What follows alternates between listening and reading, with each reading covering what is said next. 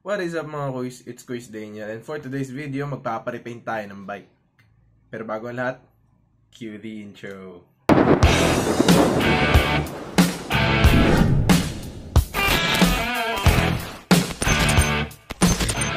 So yun, way back 2016, nakuha ko si Quicksilver. Niregalo siya sa akin nila mama. And then since then, ginagamit ko siya. Maski umuulan, maaraw, mahangin, o hindi, o kahit sa putikan, kahit sa ilog. So ayun, marami na siyang pinagdaanan na unos, na adventure, kaya napakarami niya ng gas-gas. At ngayon, dahil nga na-stuck nga siya, marami na siyang paint cracks. Nagka-crack yung mga pintura niya, lalo na dun sa may top tube, yung exposed sa init ng araw. Tapos nauulanan, ganun. Tapos meron na rin siyang mga nagko-corrode o yung nag-iitim-itim na parang grasa o yung kulay itim na kung ano man. Nag-iitim-itim yung mga ano niya. Siguro nakawakan o hindi ko lang siya nalinis, napabayaan, na-stuck. Yun. In short, medyo kailangan niya ng paint job. And yun, unfortunately, may hindi inaasahang pangyayari. Nagkaroon ng gas-gas yung van. Ganyan lang siya kalaki. Yan. Dahil nabangga ito. Pero konti lang. Hindi naman siya nayupi. Nabakbak lang yung pintura niya. At kailangan pinturahan para presentable. Tapos pipinturahan na rin yung ituktok ng windshield dahil marami siyang paint chips doon gawa ng pagsabit-sabit siguro sa mga sanga or dahon na dumadaan. And yun, naisip ko dahil sayang yung halo ng pintura eh. Ba't di ko na lang kaya isabay yung batalya ko? Since puti yung van at puti rin yung gusto kong kulay, bakit hindi? So yun, bukas ng umaga, dahil gabi na ngayon, baklasin natin yung bike. Ako pala. At papinturahan na natin. A few inches later. Naka-internal cabling na pala. Ayan, internal cabling na siya. Ayan, pero ang problema, since in-internal cabling ko na siya, tinanggal ko na rin yung ilalim. Ayan, tinanggal ko na. Pero nagkaroon ng mga gas-gas. Tapos as you can see, ayan yung pintura niya. Nagda-darken na, nagko-corrode na. Tapos marami na siyang bitak-bitak na at paint chips. Ayan, mga paint chips niya. Ayan, marami rin dyan. Ayan, so ngayon babaklasin ko siya isa-isa.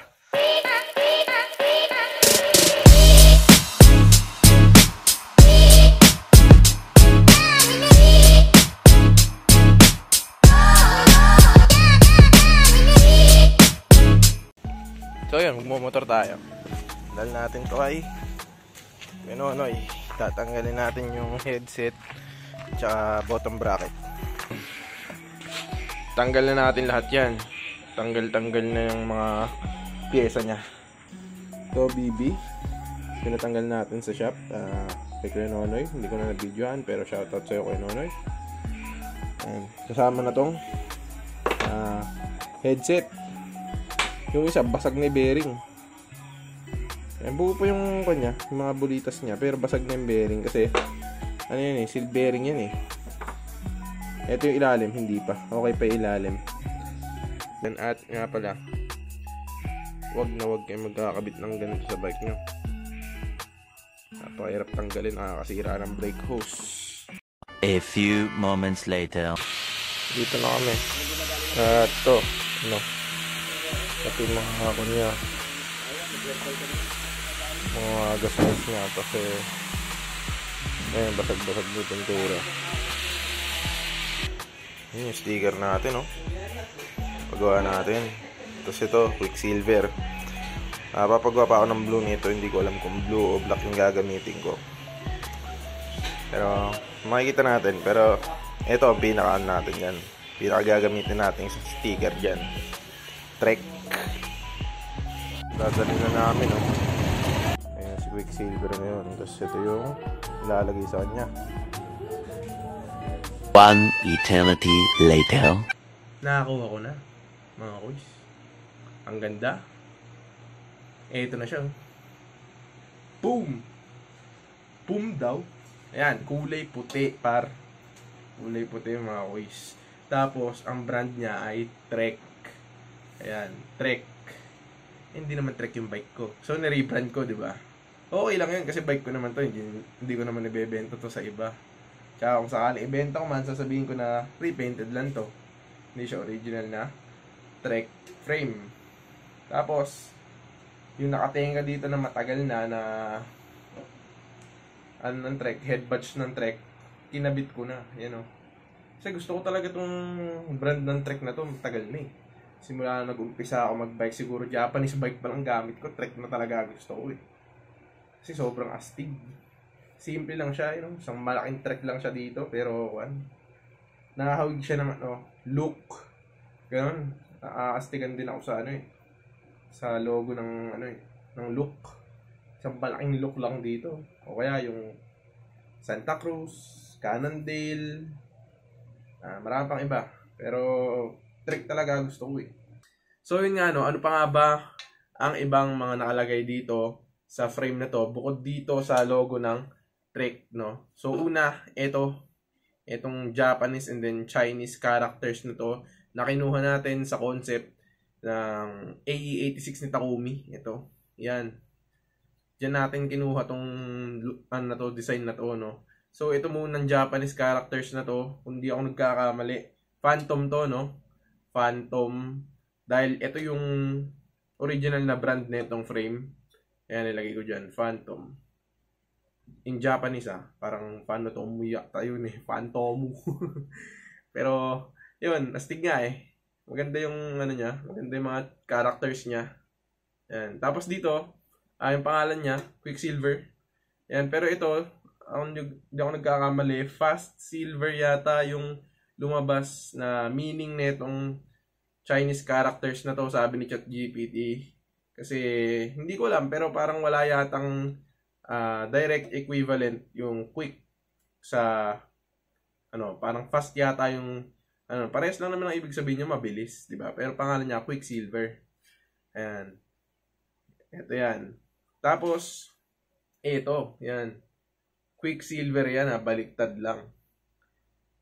Mirrored lang kasi itong camera ko. Ayan, Quicksilver. Diyan ko nilagay yung logo niya. Yung niya. Yung mismong pangalan niya. Para astig. Dati nakalagay yan dito. Yan, diyan nakalagay yan. Pero nagkatuklapan eh. Kaya dito ko nilagay. And then, lastly, itong head badge. Yan, matagal na sa akin itong head badge na to. Pandemic pa lang to na sa akin na to. Binili ko na to. So, matagal ko ng planong i-paint tong bike na to ng Trek. Yun. Ito ulit yan. Yan, Trek, Phantom, Quicksilver, and then Quicksilver. Yun. So, natapos na naman natin ang panibagong video sa araw na ito. Napapinturahan na natin si Quicksilver. Hindi pa nga natin na ikakabit. Sa susunod na yun. Kasama na yung montage doon. Tsaka na yung mga montage na yan. Pagbuo na yung bike. Sa susunod na video, mga nabili ko sa bike na ikakabit ko, mga pinalitan, mga nilipat o ililipat sa bike, yun, naipon ko na sila sa isang lalagyanan at napuno na nila isang buong tote bag. Sa susunod, yun yung gagawin content natin. At yun nga, sa lahat ng mga nanonood sa channel na to, mga nag-subscribe, ngayon, maraming salamat, no? Hindi ko inaasahan na aabot ng mga ilang views. Kala ko nga ako lang manonood na itong mga vlog ko na to. Kasi itong mga videos na to ay parang online diary ko lang na hindi lang ako yung nakakapanood. Kapag gusto kong magbalik tanaw kung anong mga ginagawa ko ng mga panahon na to at kung anong mga pinupuntahan ko, kung saan ako pupunta, kung sino mga kasama ko, mga ganun. Diba? Parang balik tanaw lang sa mga nakaraan. Yun. So, please like, share, and subscribe kung nagustuhan nyo tong video na to at sa mga susunod pang videos, sisikapin kung mas ayusin at mas gandahan pa ang mga contents na to. Medyo busy lang talaga, no? This is Quiz Daniel. And you're watching Kuis Daniels Vlog.